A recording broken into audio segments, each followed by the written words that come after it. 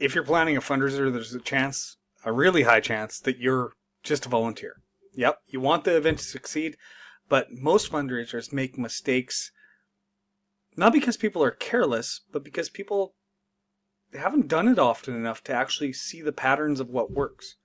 Yeah, you've got long-time fundraisers that have been doing it for 35 years, and they're locked in. They know how to get sponsors. They know how to raise those funds. And this video isn't for those people. This video is for the volunteer who I'm helping. That it's the first time they've done it, or it's the 10th time they've done it, and they're still making a few mistakes. And I'm going to give you a few mistakes that I see often and how to avoid them. So the number one mistake I see of fundraising committees is they try to please everybody. Yep. They try to include every single idea. They got axe throwing. They got a 50-50 draw. They got the nail pounding in a corner into a block of wood. They got, there's a hockey tournament going on. There's more activities, more speakers, more segments, more.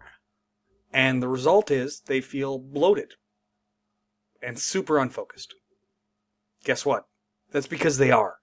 The fundraiser works better when it has a clear purpose and the confidence to say no. Yeah. It's okay to say no. You don't have to have everything under the sun at your fundraiser. The second mistake I see is that oftentimes the program builds itself. Yeah, many fundraisers are planned piece by piece. They have a speaker here, a video there, a performance add-on here, a meal here and there, and there's no central structure to the actual fundraiser, and it feels improvised. And that's a huge mistake. The strongest fundraisers I see are designed as a flow, not as a checklist. One thing flows to the other. Yeah, and it's not all over the place. It's not 12 concerts in a field all happening at the same time. Mistake number 3, and this is a big one, especially from my perspective. As an entertainer, it's treating entertainment as an add-on. Entertainment's often booked last, and it shouldn't be. If entertainment's booked last, it means there's no clear role in the program. Yeah, there's entertainment, but how is that entertainment helping you raise funds? It is often the draw of the actual fundraiser. So shouldn't you have that draw locked in well ahead of time?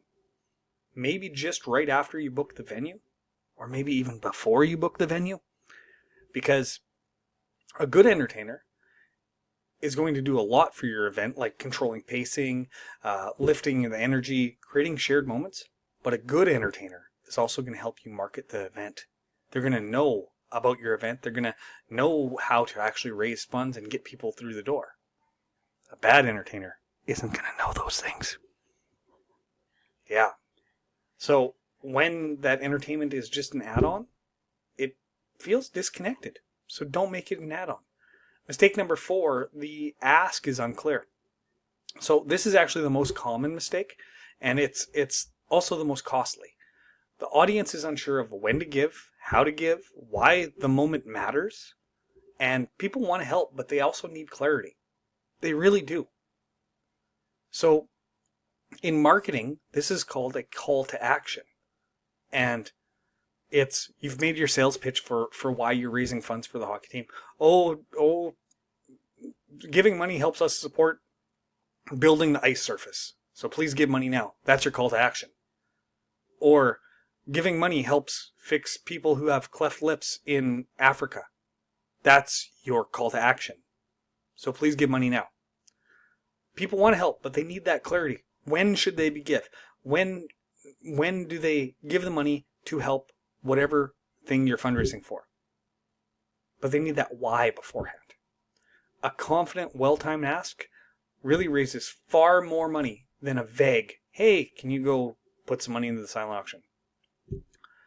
The next thing I see people do is overworking the volunteers or the committee, and burned out organizers make rushed decisions. Fundraisers fail often when everything falls on a few people. It's also how you burn people out and you lose volunteers year to year. If your event is a hassle and it's hard to work, you're not going to get volunteers back again and again and again. I think of it this way. You remember the old church ladies in the town you lived in? And they were part of every single fundraiser for like 45 years. They had the most community spirit that you would ever see. But eventually, they just started burning out. Those old church ladies also didn't let anybody else help them. So as they aged out, slowly the community started to fall apart and started to not have those fundraisers anymore. And I see this all the time in smaller towns and smaller communities. You got to let new people in, and you got to let their ideas in too. Most fundraiser problems are not about effort whatsoever. They're about structure, timing, and clarity. The truth is, we want all of our communities to come together and to have fantastic fundraisers. But when you don't address the structure, when you don't address the timing, when you don't address the clarity, well, then your fundraiser is not effective. But if you do address that structure, if you do address that timing, if you do address that clarity, fundraisers become super easy and way more effective. They become community builders instead of, well, you've seen them, those fundraisers that just hurt. If you want to help avoiding these mistakes, I work with a whole whack of entertainers. A whack, you heard me right, across Canada and across the United States. And I would be glad to help you out. All you have to do is fill out the form on the page, or if you're on YouTube, go over there and go down below in the description. There's 2 websites there. If you're in Canada, hypnotistjesselewis.com. I'll be glad to help you out.